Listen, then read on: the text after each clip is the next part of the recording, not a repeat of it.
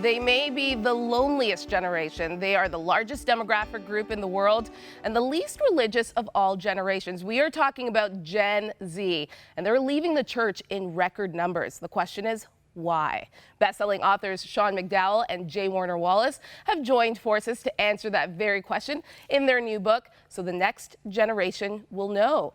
And thanks for joining us, guys. Glad to be here. Thanks for having And us. also our studio audience. Isn't this awesome? Yeah, very cool. So great to have everybody here. And this is also the first time the three of us get to do an interview together. Yeah, and this it's is exciting. and it's a male-dominated group. This here. is true. Oh, You know, does that feel better?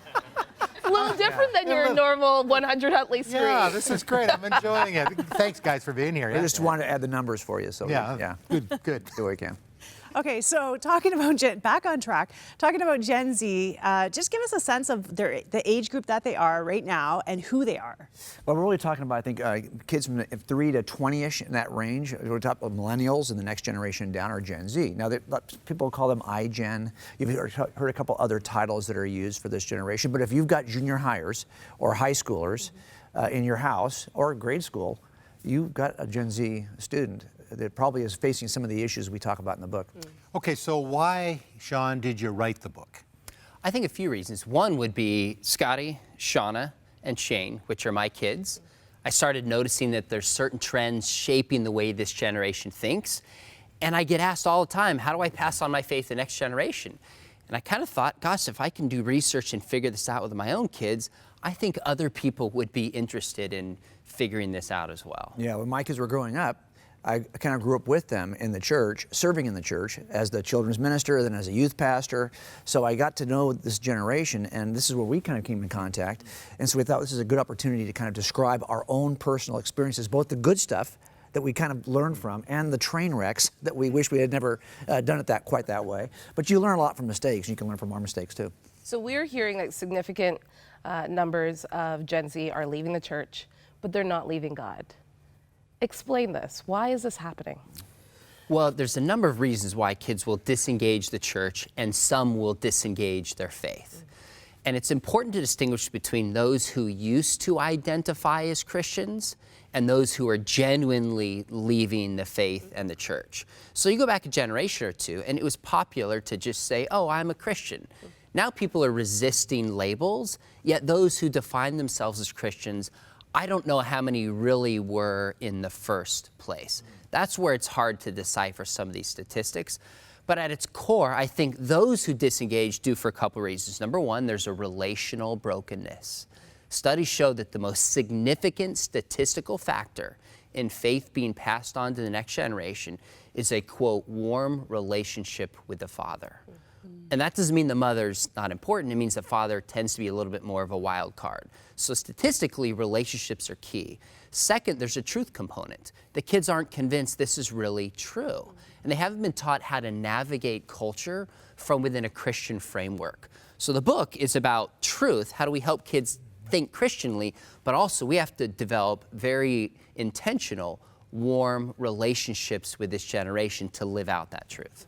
You think about the rise of fake news as well, and how that, they've been told that you don't know if something's true or not. How do I discern that? Is part of this teaching them how to discern what's true? Yeah, Interestingly, if you poll this generation, you'll find that the level of distrust, you would think with all the access to information we have, this might be the most informed, educated, and it probably is. But the level of distrust is also very high, right? Because if you think about it, the sources we have for information all look equally legitimate. The question then becomes, well, can I trust this authority at all? This is why this idea of relationship and truth is so important, because it comes down to, number one, as parents, we should have a good relationship with our kids, but we may not be considered a source of truth on difficult questions that kids have about their faith.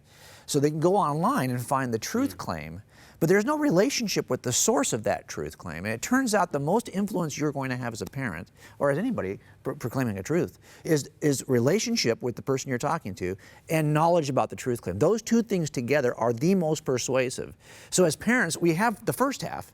We just may not have the second half. The other sources online have the second half, but they definitely don't have the first half. So when we put those two things together, we see, I think, change in the lives of young people. Sean, your dad, Josh, hugely influenced me.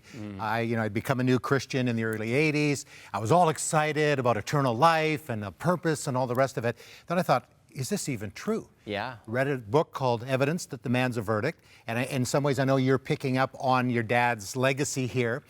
But I'm thinking too as well, you talk a lot about, and I know your dad's view of this as well, the importance of a biblical worldview. Because as Cheryl mentioned, we talk about this, is the influence of the internet. They're getting all bombarded with all sorts of information. That's right. So what's interesting is when my dad first wrote Evidence Demands a Verdict, he didn't even have to include a section on truth. I recently helped him update it, and there's a full section on just truth itself. Because what's happened is not only are people saying Christianity is false, they're saying we can't know truth. There's no such thing as truth. Truth is not important. What a worldview is it's a way of seeing reality. And our worldview only helps us if it's actually true. So with this generation, I am convinced that most of them actually have much more of a secular worldview without even realizing it, on things like truth and freedom and relationships and God, these big questions that shape how we live. So if we care about this generation, we got to help them have true beliefs rooted in Scripture so they can live out that truth in the freedom that God's kingdom offers us. And Jim, you also talk about thinking critically as well. This generation hasn't really been challenged to think critically about what they believe. Yeah, one of the things we talk about for parents who are watching, and this is what I hope is encouraging for both of us, is you don't have to be close to the age of Gen Zs in order to have an impact on Gen Z. And I'm 58, and my kids are all adults. But I can tell you, we still work with a lot of high schoolers as part of what we do, because we are engaging this, we are concerned about this generation. We know that as a family, the Christian family, we have an important job as parents, and all of us are sharing this job as parents. If I can just give you one tip that I think will help parents, it's simply to do this. We've seen it a lot. We have a tendency to say what is true to our kids, to make proclamations about what is true. What we've shifted toward is providing 2 whys for every one what. Right, yeah. So in other words, we would say, okay, what is true about the Bible? What is true about Jesus? What is true about God? What is true about what God requires of us? How we should live? Those are all whats. I think young people want to know, okay, well, 2 whys for that. Well, why is that true? Can you give me some basis for your argument, some evidence that might support why? Because there's tons of counterclaims, and those claims are supported allegedly by scientific evidence, whatever. I need to know, is this claim you're making from the Christian perspective supported by any evidence? 2 is, okay, so you've got a claim, and now you've told me why you think it's true. Why should I care? The second why is what I think animates passion in young people, is how does this apply to me? Why should I care? So what I've tried to do, even with youth pastors as recently as last week, talking about their curriculum, it's always a lot of what proclamations. We need to shift toward the 2 whys for every what. And don't wait till the end to do this. Do this with every breath. If you're making the what claim, let's make the 2 whys right there. So don't wait till the next month to do that, because by the time you get to next month, your kids have already checked out. I think it's so interesting too. You talk about in the book how parents assume that their kids are on the same page as them. They're going to church with them. They seem kind of Christian. They kind of assume that they are exactly where they are. But you say, sit your kids down and really ask them some questions about where they're at and discern that, like dig into it. What are some of the questions, Sean, they should ask? Well, just this week I sat down with a group of Gen Zers, great parents, Christian school, and I simply said, can you give me a definition of what it means to be a person who's free? And they gave me a definition that said, freedom is doing whatever you want to do as long as no one constrains you. That's their understanding of freedom. I said, well, if God exists, what does that add to the idea of freedom? And they said, well, do whatever you want to do without restraint, but now there's consequences. Now think about that. Their whole view of freedom is secular, and all God adds is consequences. So I walked them through saying, wait a minute, actually, if God created us according to a design, wouldn't freedom be living out according to God's design for our life? Now, this took a while to unpack, but it was just simply asking them questions and interacting, surface all these assumptions they had adopted from the culture, and then just help them to think more Christianly about it. These are just the kinds of conversations we have to have with this generation. Wow. Jim, the importance, and you guys really stress this in your book, relationships.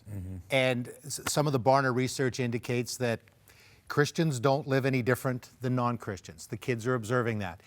but the importance of having that relationship to show them what it is to live for Jesus. Yeah, I think there's a perception we have and for a lot of years the data kind of bolstered this idea that we would ask people in their 20s, are you still involved in the church? Would you identify as a Christian? We find out, well, no, they're not doing that anymore. So we assumed, okay, we're raising them up a certain way, we're sending them to university, and then they're coming back non-believers. Well, the reality of it is, as we pull and dig down into the data, it turns out that most people who will say in their 20s they are no longer Christians will tell us they left this way of thinking between the ages of 10 and 17. So it's not as though they're leaving our homes, well grounded in their faith, and then they lose their faith in college. It's that while they're with us, we may not have the relationship that revealed the level of skepticism they held. They were already losing their faith. And this is why the age of skepticism has dropped. And what's dropping it is this glowing rectangle at the end of your hand. This data-rich environment in which we live has dropped the level of skepticism from about 18, when you used to first encounter a skeptic at college, to about 12, when you're first able to surf the internet and encounter skeptics online. We have to, as parents, have deep conversations and relationships that will allow us to see this is happening right before our eyes, not be surprised by it later. Okay, so as a parent, I'm hearing parents saying, so what do we do? I want my little Ethan and my little Joshua to grow up knowing Jesus and following him. And so I'm asking the questions, I'm having these conversations. What do we do to make sure that at age 7, age 10, that they're not already thinking that? Because that's the age of my kids right now. Right. So first off, you pray for your kids. Yeah. Second off, do everything you can to build relationships with your kids. That matters. Step into their worlds. We have a whole chapter on 10 practical ways to build relationships with Gen Z. Third is, we're not saying here's a new program you need to do. We're simply saying open up our eyes and look more strategically at opportunities that are there.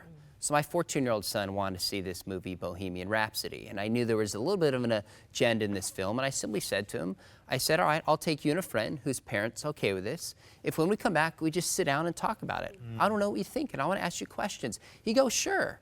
So we go to the movie, we come back, sat down about half an hour. I didn't lecture him. I just said, what was the view in this about relationships? What was positive? What would a Christian worldview say about this? Did you ever feel the movie was preaching at you? What did you enjoy? And we just talked about it. Now, it's because I'm thinking about passing on my faith that opportunity came to my mind. So we're just telling parents there's opportunities that are there, and not to exhaust our kids, we got to be careful. But if you look for those and utilize them, it's a moment here, it's a talk there, it's an interaction there, that you're shaping your kids' worldview over time, which is really what Deuteronomy 6:4, the Shema, talks about doing anyways. I love that, John, because you're not saying continue to just crowd your child or tell them no, or no, you can't go see Bohemian Rhapsody, but let's have a conversation about this. That's right. Because that's kind of what we've done. We've kind of shrouded our kids and protected them, and then they hit the real world, and we're like, oh, I didn't prepare you But let me for just that. add something to this too, because passion's contagious. Yeah. Organically, your kids have already adopted some of the things before we started sitting down here, we were talking about sports. And all of us could actually add to that conversation in a deep way, because we apparently know enough about these sports and are interested enough about these sports to be able to. So I'm raising up fans of the teams. My kids are the fans of the same teams that I'm a fan of. Why? Because the overflow of my joy in this area apparently has spilled out to my kids, and they've caught it. My question is, are we as parents informed? Are we informed enough? And are we passionate enough that the overflow of our faith is being caught by our kids? Wow. Or are we having to say, well, okay, we're excited about this other thing, but now we're going to stop and talk about God? Really? So it's really about what are we passionate about? And what are the most joyous conversations we have? If they're about your favorite hockey team or your favorite basketball team, probably we need to shift our attention toward the things that really matter. Yeah, and you say in the book there's some obstacles, even in our own personal lives, that get in the way of our passion and our joy around faith. So what are those obstacles, and how do we overcome them so we can model great faith? Well, I'll give you one, and maybe I can give you another. I think part of it is sin. We have some undisclosed sin. Nobody wants to come before the throne if they feel like they're ashamed of being in front of the throne. So a lot of it to address with young people is, what is that hidden shame or that hidden sin that is keeping you from being passionate? Even as parents, we have to ask that question. I'd also say misplaced priorities. We place priority on our career and on other things that are important but not the ultimate good. I think busyness is a piece of it. And then third, our own inadequacy. Sometimes we feel like I'm not equipped to have these conversations. I don't have all the answers. And all we're saying is just, if you, in the last chapter of the book, we say, you might read this and feel like, here's so many practical ideas, I'm overwhelmed. And at the end we say, just do one, just do two. Just start, and your kids start to notice this is important, and you can make a difference. So it's not our knowledge or anything we do that makes us adequate. It's God who can speak through us if we're willing and available to just reach out to our kids and take a small step. Well, guys, thank you so much for being here. There's a lot to think about. And, you know, it's interesting as we were coming out here, we were just talking about the importance now of the global community. I mean, you're traveling all over the world. This is a challenge not only in Canada and America, but around the world. But we have a God that is drawing people by His Spirit. We remember that. So thank you for the great work that you have done, and thanks for being here. Thanks for having us. you. Stay with us. We'll be right back. Hey guys, thanks for checking out 100 Huntley Street. Hey, you know, I was really inspired by today's stories, and you can check out our page, thousands and thousands of other life-changing stories that we'll share right here.